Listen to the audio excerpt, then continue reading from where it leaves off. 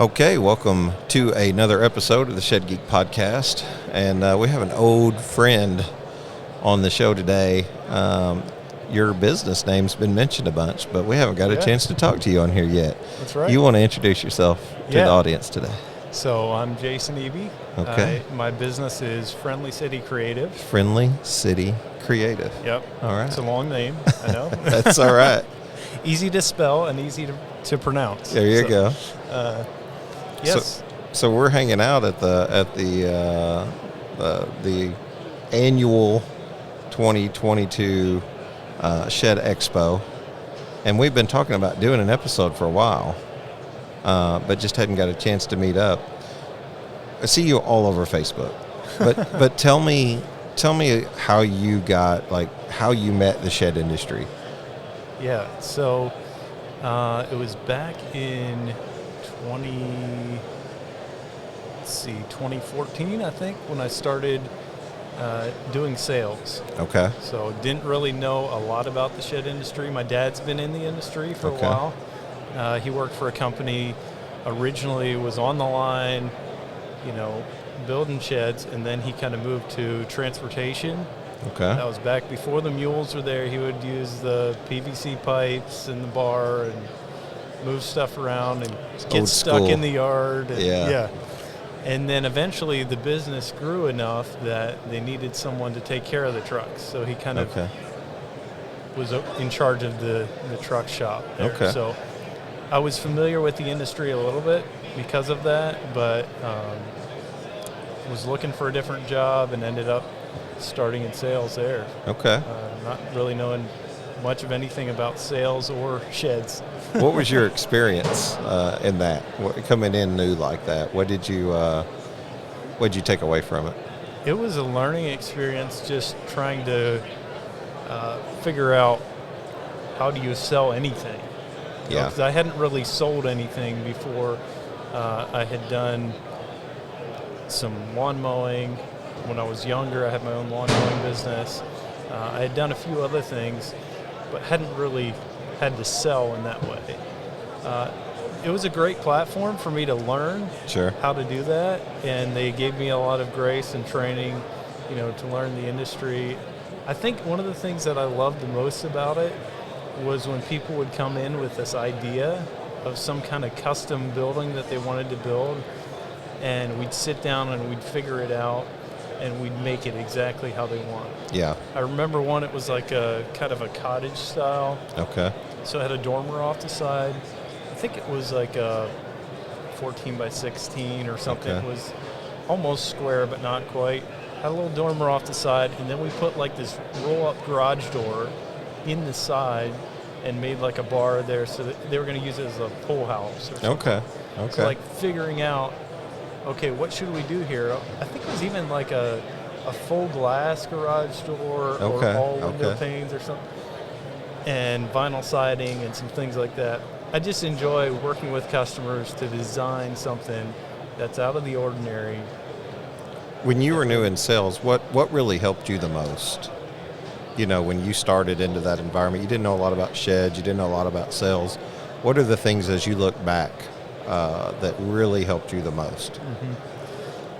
I like learning, so learning about the product and what options are available, constantly trying to learn. That's a big thing when you're first starting out, because you don't know anything. Right? Yeah. Obviously watching other people and how they sell, reading books, having some sales trainings. We had some sales trainings that were helpful. So that was some other stuff that helped me along with that. Yeah, for sure. And then you go to sales. You graduated into a different area of marketing, or how did that come to be? Yeah.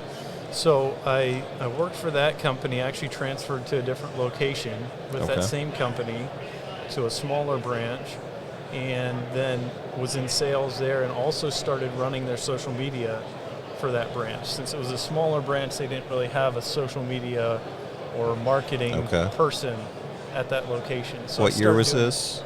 That would have been I think the end of 2014. Okay. Something like that. So Instagram and Facebook were the two main things that I did there. Sure.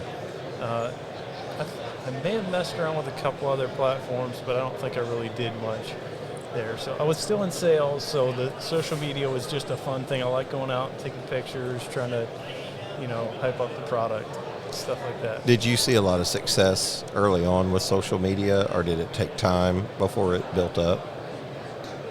I would say it's a little hard to quantify like how much business that brought in. I didn't see the numbers of the business, when I came and when I left. And I was only at that location for about a year and a half. Okay. So it wasn't super long. I did some log cabin or like modular home sales out of that location as well. That was a good learning experience for me.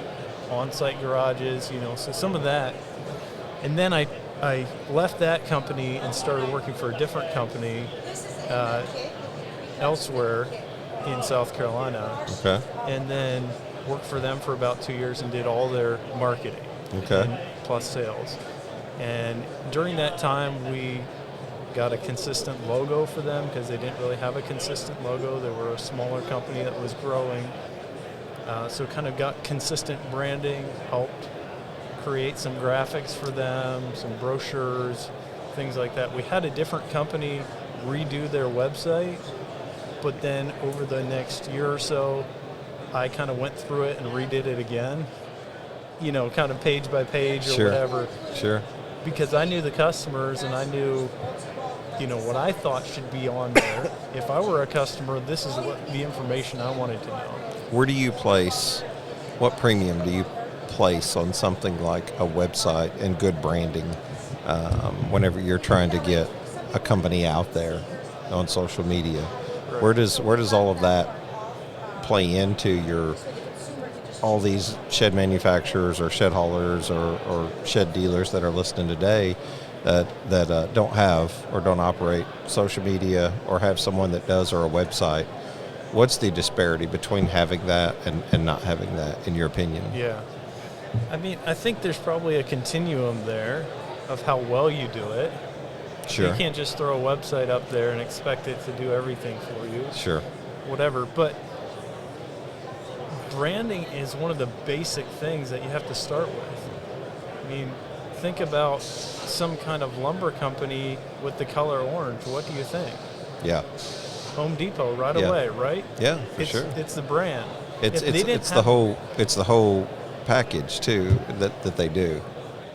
Branding. The color schemes are huge now. Yep. That wasn't something in branding that happened in, it seemed like to me, you had companies that were leading the charge, always Coca-Cola, one of the greatest branded companies in history, maybe the most branded. But they weren't using, it seemed like, color schemes for the longest time. And some of the graphic designers in that I've talked to talk about the importance of that now and seeing it in multiple different colors and how people recognize your company. Yeah.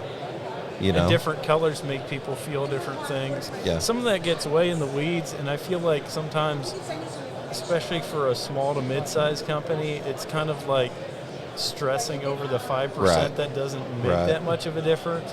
Get the first 80 or 90% of the way there. You remember what they used to say about McDonald's? Like McDonald's was red and yellow. Everything on the outside was red. And the thought behind it was red was to bring you in. It was something encouraging to bring you in. And everything inside was yellow. And the yellow was it was more depressive, and it was supposed to make you want to leave, right? Because they wanted turnover. Yep. They want revolving doors at a restaurant. So McDonald's actually changed a lot of their branding and their marketing to get away from that, because there was some people saying that they were just, I don't know what that's doing. Maybe it's good business, maybe it's bad, but I don't even know if it's true. I've never. Yeah. I can't recall I've ever stopped at a McDonald's because it was red and left because it was yellow. Which I think, color does affect us subconsciously. Yeah. But some of that stuff, you get experts on one sector of this whole thing. Sure. And they go, this is the most the important extreme, thing, right? Yeah. And I'm like, tone it down a little bit. It's important. But so I would say, as far as branding, like you have to have a consistent logo. You have to have some branding. Yeah. You have to have a presence online if you're going to get seen. Unless you're going to be wholesale to some other company that gives you, all your business or something. Sure. If you're selling retail, you need to have some kind of presence, and it shouldn't just be a website. It should be a website, social media. Definitely be on Google Maps. Yeah. I mean, that's easy. For sure. So what about the people who don't feel real comfortable with technology? You're talking about colors. One thing I remember was I don't, when I see a computer screen, I've told people this for years, I don't see the computer screen as a whole. Follow me here. My wife, she'll do word searches. She'll win 3-1 against me. Her eyes navigate to everything so much quicker. I read top to bottom, left to right. And every time I see a computer screen come up, I don't go click on what's next. I read from top to bottom, left to right, and I have to absorb what's on the screen before I can allow my mind to move to the next thing. So you read it like a book. Read it like a book. And you're not skim reading. And right. And then on top of it, when you talk about colors, think about a black background with like a green lettering, which is what I grew up on. It was very intimidating to see that computer.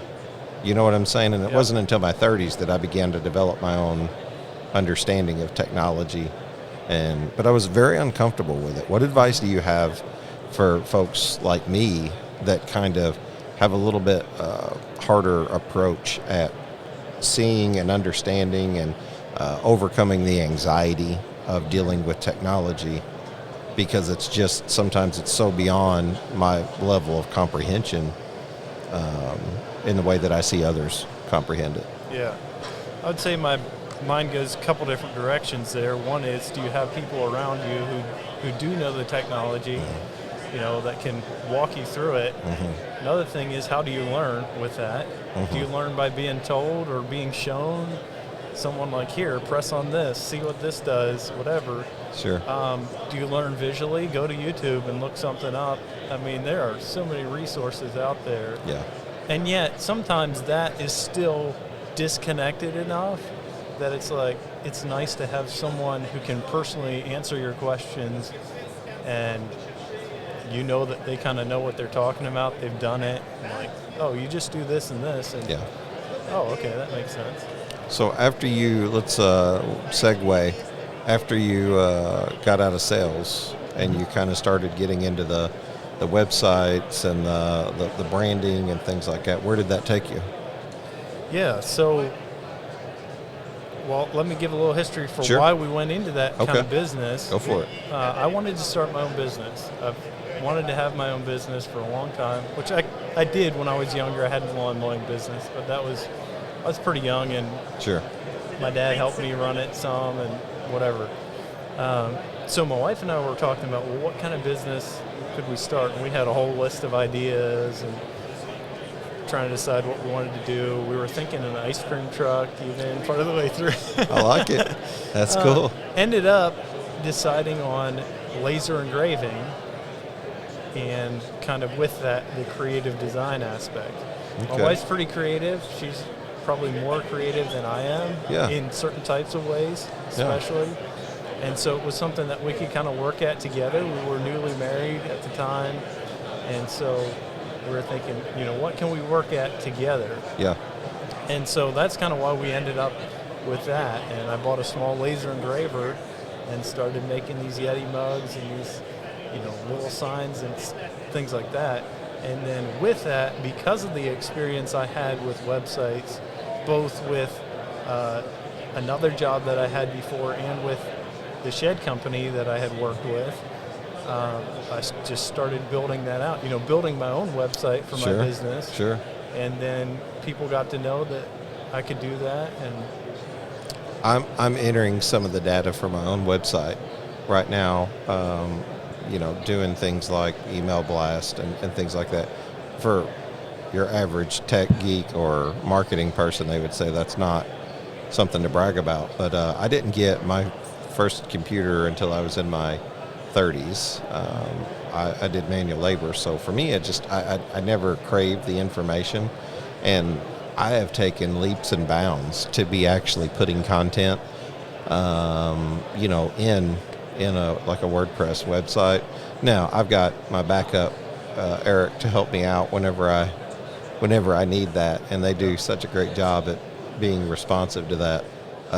But it's not as intimidating as what it used to be. Mm-hmm. I'm starting to find a home there, and then you find kind of your own creative bubble whenever you overcome that fear of the technology. Yep. and fear of learning it and messing up, and Yeah. So it's been rewarding over this last year to really stretch myself into those areas and start to understand how some of these different programs work. The difference in a Wix website and a WordPress site, and just having those conversations with people who really know. All these conversations, like I remember 5 years ago, I didn't know what SEO meant. Yep. And now it seems like a regular part of conversation. So, so now where has all this landed you? Yeah. So right now I'm still doing some laser engraved stuff. Okay. Actually, earlier this year I got a large laser, so now I can do a 4 foot by 8 foot sheet of acrylic, or a lot of what I'm doing is Nice. acrylic. So I kind of have a different side of my business where I'm selling wholesale signage Okay. to other sign companies Okay. around the country. So that's kind of a separate DBA, business. But I'm also, Friendly City Creative is focused on the website design and, kind of promotional items, gifts and stuff. Not the cheapo keychains for 50 cents. Sure. I'm not doing that Sure. type of thing. But, like I did some Yeti mugs for a rent-own company that last year that I met actually here at the Shed Show. There was a guy that I had known from other connection and met him, and he's like, man, we need some Yeti mugs done. We're having trouble finding someone that's going to do it well. Yeah. I'm like, hey, I'll be happy to help you out. I got you. No, that's cool, man. Well, we definitely want you to get some more business from people calling on you. And now, where do you land in sheds now? I mean, do you still sell, or do you primarily focus on your marketing and brand design? And so about 2 years ago, my wife and I moved to Athens, Tennessee. So we're kind of in between Knoxville and Chattanooga. And for the first little bit, I actually built sheds for a little bit. Nice. Which I don't consider myself as much a builder. I enjoy the marketing and that type of thing, but it was good for me to learn that for a few months, just to have a steady transition. Yeah. And then I jumped back into really pushing Friendly City Creative. So what was your question again? I kind of forget. Well, I was just trying to figure out where you're at. Where I'm at with now. sheds right now. Yeah. So I'm not really super active in the industry. Mm-hmm. It's kind of interesting because the building that I'm leasing right now is actually leased from a rent-own management company. And so I've done some stuff back and forth with them a little bit. Sure. And I kind of keep touch on the industry with that. There's, another guy from our church that has a shed shop. I've done some escort runs for him when he does 16 wides and stuff. So it's hit or miss. You wear a lot of hats. You wear a lot of hats. Yeah. That's, the shed industry is familiar with that, though. Yeah. The reality is there's a lot of shed manufacturers that understand and shed haulers that understand. You could be in sales and hauling, or when you're a smaller company too, you need to do some multiple different things. Yeah, you have to build your for sure, man. So I would say the main thing that I'm doing right now as far as directly related to sheds is website design. And then of course some of the marketing. Some of the so what are some of the things that you guys offer? So as far as like gifts and stuff? Well, yeah, I mean like your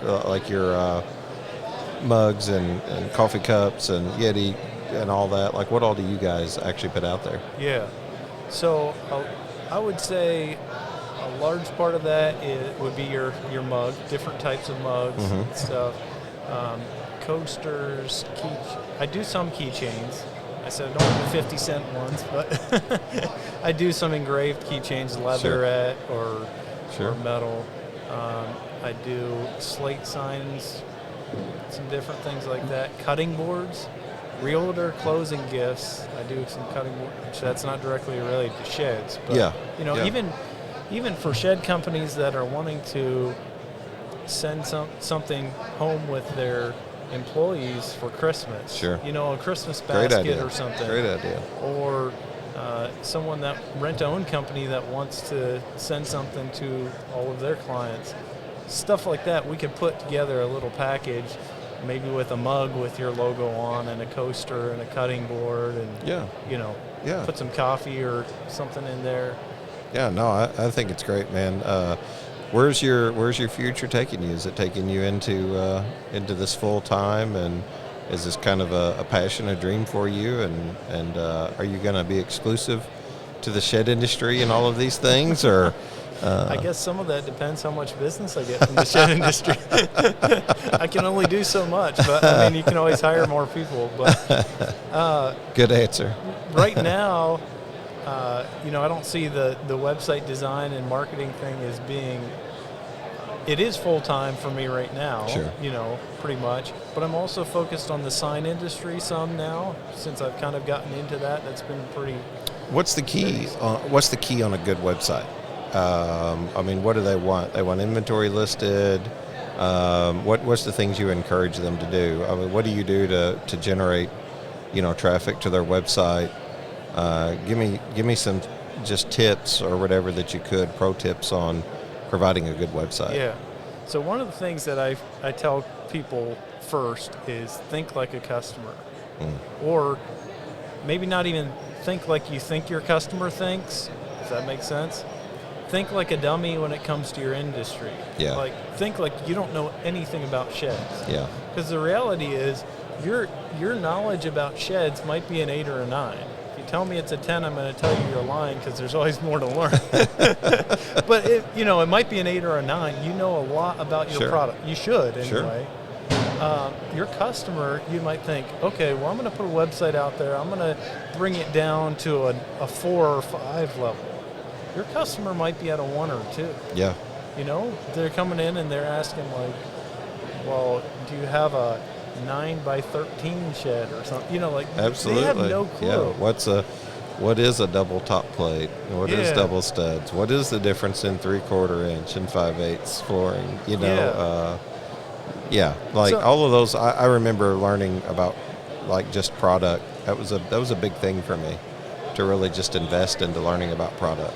Mm-hmm. So you were going to say something. And not only how it's built, but what materials are used. Yeah. And the benefits of those. Warranties on those. I would study all of that. Just kind of become a student.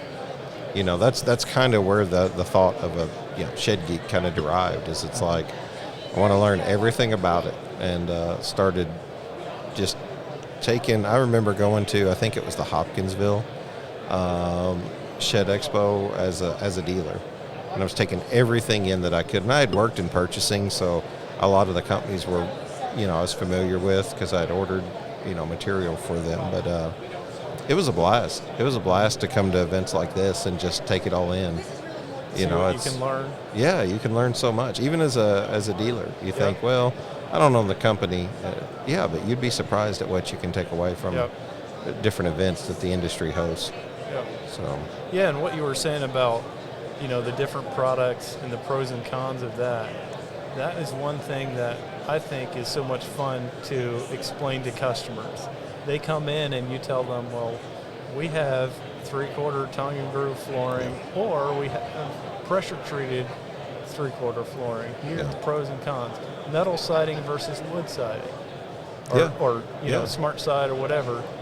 Okay, metal siding, you don't have to paint it, but it's not going to be sealed as well as smart side, things like that. I was talking with Anthony Mitchell, Outdoor Options. He's been on the show, Milledgeville, Georgia, and me and him were talking about the salesperson's approach. Imagine somebody asking the question whenever they come in, because they're not aware. They might know a name like Hardy, and ask, he was saying, they might ask, do you have Hardy board? Your answer shouldn't be nope, sorry, we don't have that. and just kind of see you later. Yep. Like, no, we don't actually provide that, but we've got a product very similar. And see, there's the training, there's the education opportunity, is to explain to them what you do have on the side of your shed, and trying to console the customer to make them understand that, like, hey, we have something that's comparable, but they just might only know the name Hardy. Right, right. So they don't know, and if they're like, oh, if you don't have that, then I guess, then what? You follow up with a question, continue to try to sell them on something new. Hardy's branded well, but it doesn't necessarily mean that everyone's using it. Well, and depending on where you are or what you're using it for, another product might be better. Sure. So explaining that, sure. Yeah. And then that kind of brings up another point in that you have to be able to read your customers. I'm talking about in person now, not online, but in person. Being able to read customers and see what type of personality they have is huge. What do you do? What's some tips that you could give the audience? What are the things that you focus on? Okay, one of the most obvious to me is a customer comes in, you got more than two types of customers, but you got two. I'm gonna make two different types of customers for the sake of this example. One is they want all the nitty-gritty details. What is this and why and how and what's it? The next guy comes in, hey, what's the price on that shed out there? Okay, it's that much. Okay, sounds good, I'll take it. Yeah. He does not want you to tell him, well, that's a 12 by 24 and it's red and it's got metal roof and the metal roof has a 30-year warranty. Oversell. Yeah. He doesn't want to know. He already said I want it. Right. He already said I want it. So. Or I'm saying even if he just asked for price, give him the price, or maybe talk him through some of that. But like understanding what type of person they are and how much information they want is huge, because you don't want to overload them with information. They're trying to make a decision, and they only need to know about this one or two data points. Yeah. This other person, they might need to know all these different details before they feel confident that this is the decision they want to make. I was an overseller big time, because I took so much pride in learning the information that you spent the time that you really wanted to get your customer to understand, hey, I've really taken the time to understand this, and can I explain it to you? But a lot of times that's not what they want. They want an answer to a question. Yep. Like you said. Well, it's exciting to you, right? Because you learn this, and it's like, yes, well, this is, of course. This is why this is better, because this, and this. So they say that sales is a transfer of enthusiasm. So if I'm enthusiastic about learning the product, I'm trying to transfer that so that they're excited about this product the same way I am.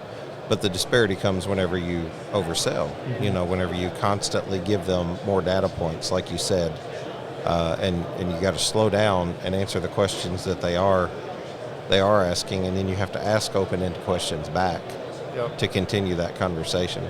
I've heard it said, as long as they're answering your questions, you have permission to ask another question in sales. So we should do like some live role play sometime on the show. Well, if you do a sales training, you should do some things like that. We're meeting tonight, and just threw it out on Facebook, and I was kind of pleasantly surprised. There was like 20 or 30 people responded, and it sounds like people are hungry for that segment, just sort of have a representation. I don't know. What are your thoughts, man? There's it takes resources. It takes someone's time, effort, and blood, sweat, and tears, maybe even, to get something together. Gosh, I can't imagine what Marty and Debbie put into, like, putting this event together. It looks like we all just showed up and done it, but Lord knows how long they've been planning, doing this and that in the background, making things come together. All these different vendors, you know what I mean? Yep. So it takes a team. It takes a team. It takes a lot, and it takes resources. So really have been brainstorming on what's the best thing to do, because the industry is so fragmented that you might have a sales team from a very large corporation want to attend, and then you might also have a mom and pop who's 4 months in and trying to figure things out. There's a large gap there in the basic knowledge of sales, a basic understanding of sales, both within and outside the industry. And then you don't want it to be a one and done. Right. You know, you want people to show up and get value. If they don't show up and get value, then why come back another year? Right. The whole purpose of uniting is to better yourselves. And while I think a lot of that happens in just general conversation, some more organization behind it, I think, is just necessary. What's your thoughts? Yeah, I think you're right. I think it's going to take a lot of effort and different people working together with it. One idea that I would have, just from what you just said, is you could have some general sessions that were for everyone. Like, these are good things for everyone to know. Even if you already know them, it's a good reminder to you, because we all need reminders at times. And then maybe some breakout sessions that would cater to some of the different levels, or Sure. focus on, specific aspects of selling. Obviously rent to own is one category that, Sure. people Yeah. need to be educated about. There's so much back and forth and whatever. Whenever rent to own gets mentioned on Facebook and how you sell it, it's just a nightmare. But so there's that part of it. But then there could be also, it doesn't have to be product specific or, how the sale is done specific, cash or rent to own. There could be other things. Product knowledge.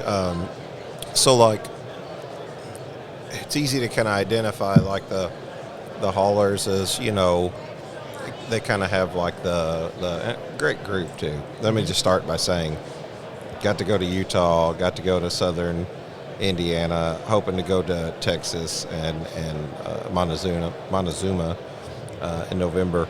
I'll put some of that information in my weekly newsletter. Just go to shedgeek.com if you guys want to fill out for that, and I'll try to keep everything current on what's coming up.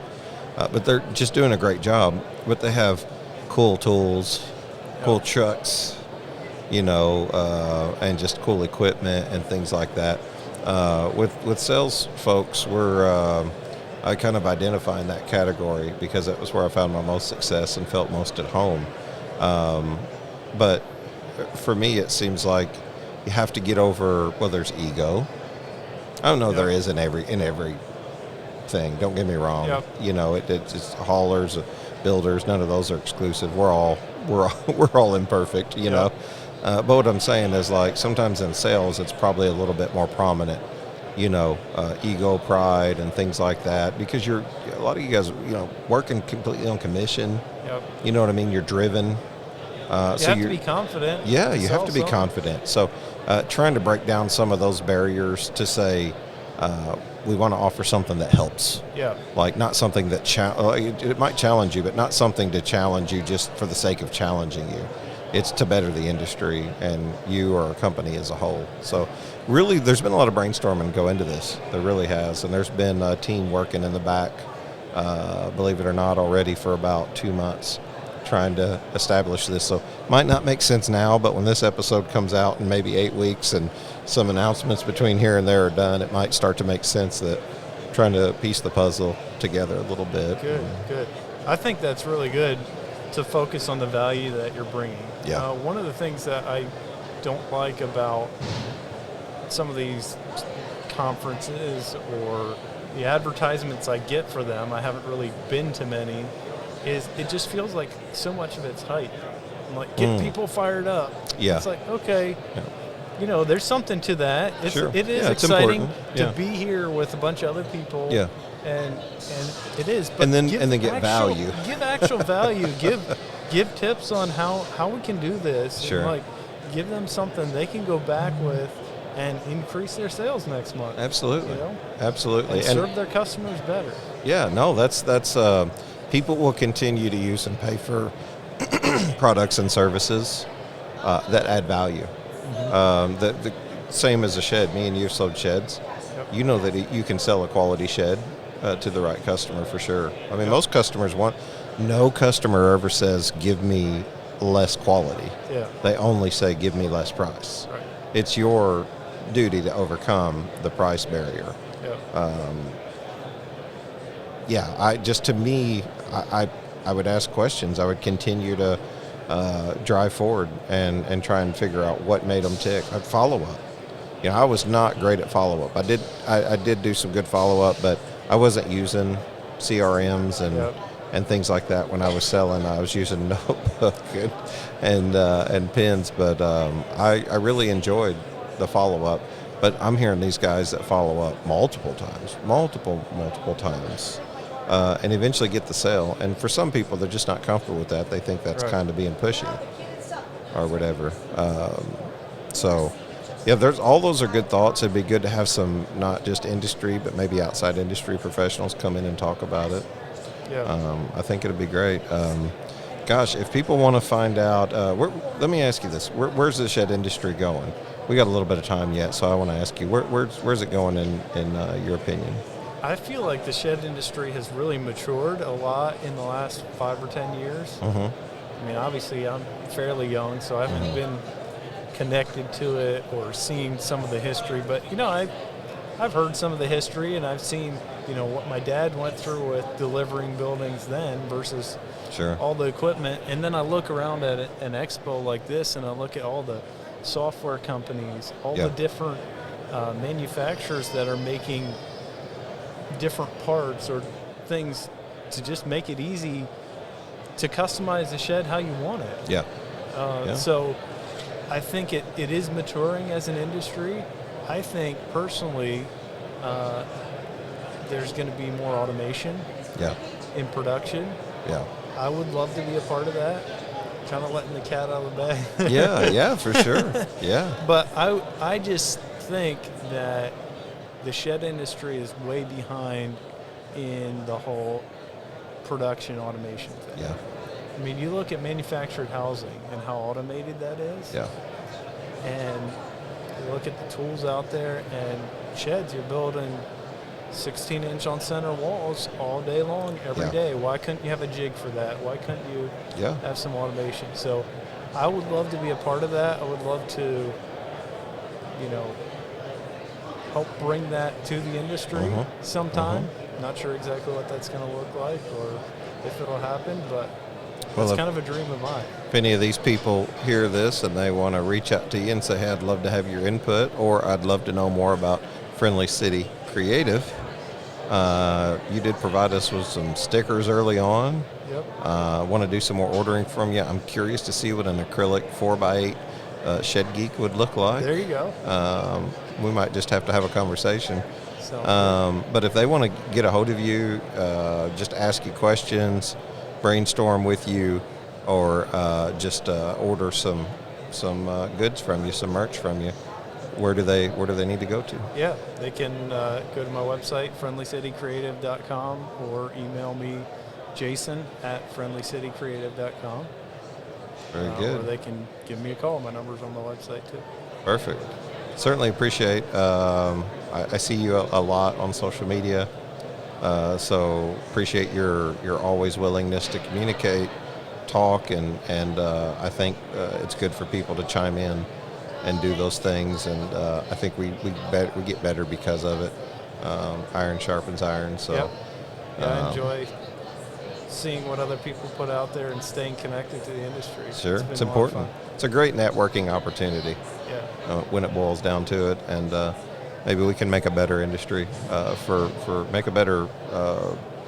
our customer, the end users, So, and just I tell you what, you care to pray the closing prayer out here, just sort of over the industry, the show, and just whatever you're led to today. All right. Let's do it. All right. God, we thank you that we could be here today, and thank you that we can come to this show, and for all the people that are putting a lot of hard work into the industry, that you give them wisdom, that they would be people of integrity, serve their customers well, serve their employees well, and do their best for you, for your honor and glory. So we thank you again for your love for us and your faithfulness. In Jesus' name, amen. Amen. So appreciate having you on, man. It's been it's been a while since long time coming. I'm glad we could do it. Friendly City Creative. That's right. All right. We'll talk to you soon. Thank you.